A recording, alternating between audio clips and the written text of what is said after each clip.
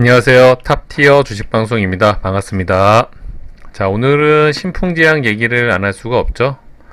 정말 간만에 뒤통수를 제대로 후려 갈겨준 종목. 아직도 얼얼하네요. 아침부터 이 종목으로 손실을 좀 크게 맞고 시작을 하다 보니까 다른 종목으로 동분선주해서 좀 손실을 많이 하려고 했지만 결과론적으로 이 손실을 어떻게 엎을 수가 없었다. 아쉬움이 많이 남는 하루였습니다. 아마 저와 비슷한 상황에 놓이신 분들이 많이 계실 것 같고요.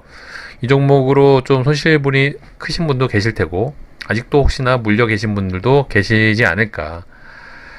자, 이 종목이 좀 양아치 같은 행동을 했었죠. 특히 어제 시간에서 하한가를 갔습니다. 자, 재료가 임상 이상에 대한 결과 기대값이 있었는데 그거를 장 마감 이후 기습적으로 발표를 했죠. 아무리 발빠른 개미 투자자들도 대응할 수 없는 시간대. 자, 한호가에 바로 하한가로 직행을 해서 시간에서 도망갈래야 도망갈 수가 없었죠. 이미 내부자 정보가 새어나갔다고 보는 게 맞겠죠.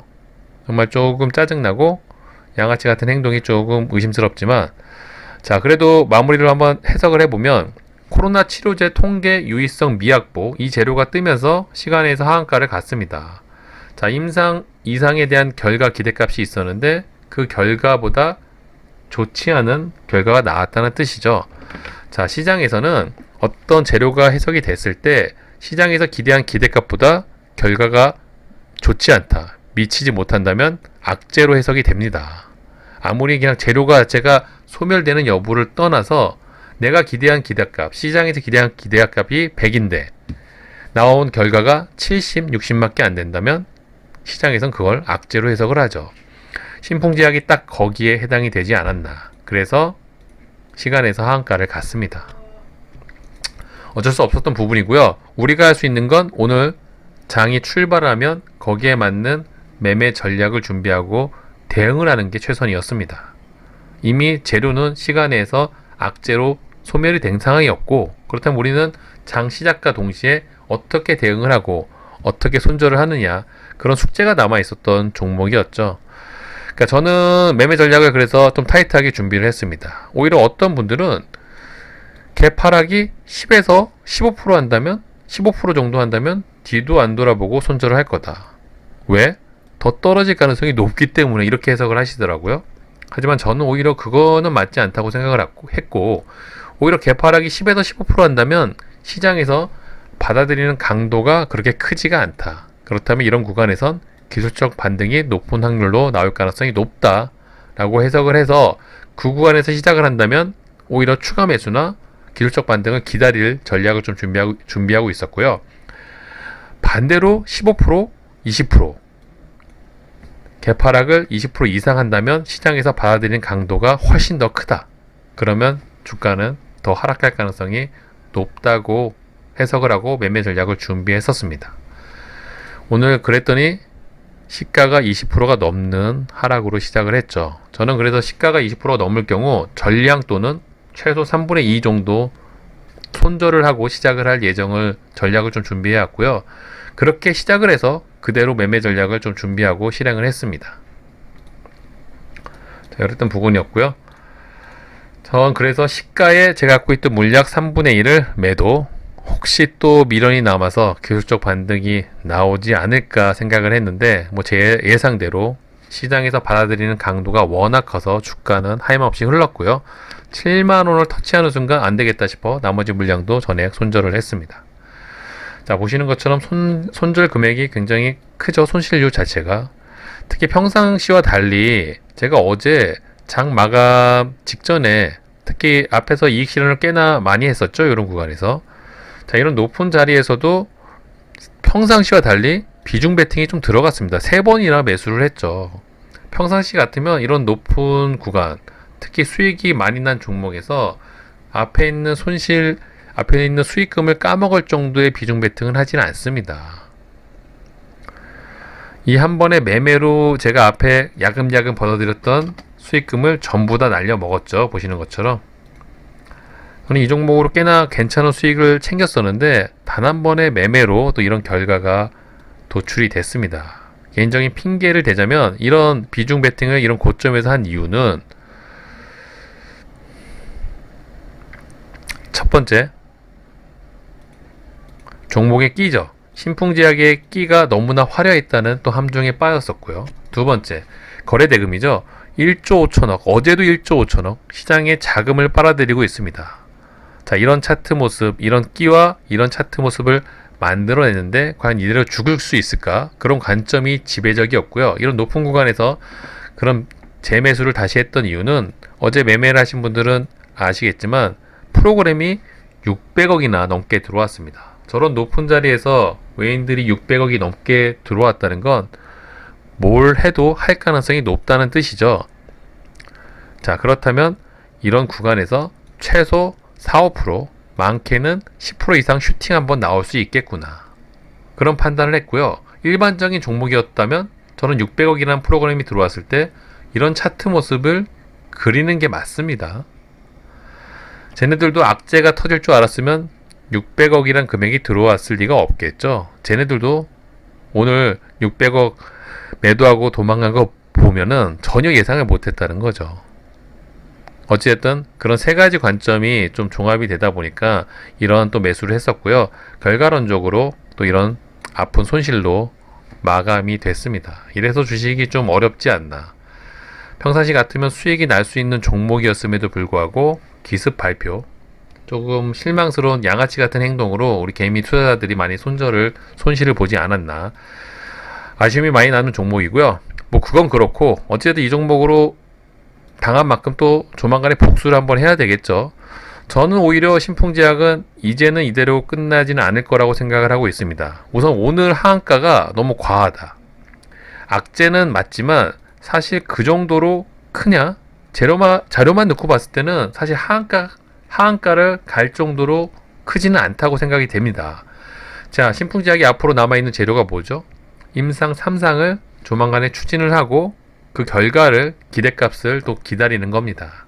하지만 일정을 살펴보니 올해부터 준비를 해서 내년 7월, 그럼 앞으로 1년이라는 긴 시간이 남았다. 이 기간에 대한 부담감이 적용이 되면서 아니 재료를 깔 수 있는 게 1년 남았다면 당분간 시장에서 소외가 될 수밖에 없겠지. 그런 부담감이 적용이 되면서 오늘 주가 하락이 조금 커지고 하한가까지 간 게 아닌가. 이른바 전형적인 낙폭과대의 느낌이 있습니다. 자, 그런 부분을 감안했을 때 하한가 하락률이 과하다. 그렇다면 이렇게 돈이 많이 터진 종목, 모레도 이런 구간에서 기술적 반등을 보여줄 가능성이 굉장히 높죠. 그런 관점으로 신풍제약을 좀 당분간은 오늘 당한 건 당한 거고 앞으로 기술적 반등은 충분히 먹을 구간이 나올 수 있다는 관점으로 이 종목을 조금 관심 있게 볼 예정입니다. 자, 최근에 이와 비슷했던 유사한 종목이 몇 종목 있었죠? 우선 생각나는 게 바이넥스. 자, 이 종목은 신풍제약과 다른 점은 완전한 악재였죠. 제 기억 속으로는 뭐 약물 조작인가 뭐 그런 기사가 터지면서 주가가 하한가 곤두박질. 자, 그랬는데 이런 또 상승 모습을 만들어냈습니다. 이게 왜 가능했을까요? 앞에 터진 거래 대금이죠. 예. 얘네들이 기술적 반등을 만들기 위해서 특히 프로그램이 이 구간에서 많이 들어왔고요. 또 관련 호재들을 몇 가지 띄워주면서 이런 차트 모습. 결국엔 다시 죽었지만 돈이 들어온 종목은 이런 기술적 반등을 만들어낸다는 게 중요한 거죠. 자, 최근에 또 대형주 중에 HLB라는 종목이 있었습니다. 다들 뭐 기억이 나시겠지만 대표 회장님이 나와서 유튜브를 통해서 뭐 사죄의 말씀을 올린 적도 있었던 것 같고요. 어쨌든 이런 악재로 이런 주가 하락, 하한가 육박하는 하락률이 나왔었죠. 그랬는데 다시 이렇게 결국에는 차트를 만들어냈습니다. 물론 이후에 다시 제자리 위치로 돌아갔지만 우리가 원하는 건 이런 기술적 반등 구간인 거죠. 그런 구간에서 먹거리가 많다. 특히 돈이 많이 터진 종목은 이런 기술적 반등도 시원하게 나올 가능성이 높습니다. 아마도 신풍제약이 그런 차트 모습을 좀 만들어낼 가능성이 높다. 돈이 워낙 많이 터졌고요. 워낙 끼가 있는 종목이고 지금의 하락이 좀 낙폭과대의 느낌이 있다. 그렇다면 내일 이후부터 어느 구간에서 조정을 좀 마무리하고 상승 차트 모습을 좀 만들어낼 가능성이 높지 않나, 그런 관점으로 이 종목을 좀 지켜보고 있습니다. 아마도 이 종목을 혹시나 지금도 보유하고 계신 분들이 있다면 그런 매매 전략, 그런 기술적 반등을 활용을 해서 어느 구간에서 비중을 조금 물을 좀 타서 평단을 좀 낮추는 전략을 가져가신다면 또 충분히 좋은 구간에서 탈출할 수 있는, 손실 금액을 조금 줄일 수 있는, 어쩌면 수익으로 전환을 시킬 수 있는 그런 차트 모습이 만들어지지 않을까. 그런 관점으로 신풍제약은 좀 지켜볼 필요가 있어요. 물론 추가적인 재료, 완전히 다른 재료가 좀 동반이 된다면 더 탄력 있는 움직임이 가능하겠죠. 그런 부분이 조금 아쉽고 기다려지는 게 사실이고요. 뭐 그런 포인트가 아니라면 어느 구간에서 거래대금이 줄면서 주가가 횡보하는 구간이라든지 아니면 프로그램, 매수세가 갑자기 어느 구간에서 좀 받쳐준다든지, 바이넥스가 그런 패턴이었죠. 여러가지 몇 가지 포인트들 잘 체크하시면 그래도 충분히 기술적 반등을 확인할 수 있는 차트 모습을 좀 예측을 할 수가 있을 겁니다. 그런 구간에서 물만 잘 타두신다면, 신규 매수분들이라면 그런 구간에서 매수 타점을 좀 잡을 필요가 있겠죠. 물론 이 하락 종목은 어느 정도 숙련도가 필요한 건 사실입니다. 하지만 신풍제약은 워낙 끼가 대단하고 돈이 많이 터진 종목이기 때문에 누가 봐도 이대로 죽기는 어려운 종목인 것도 사실이죠.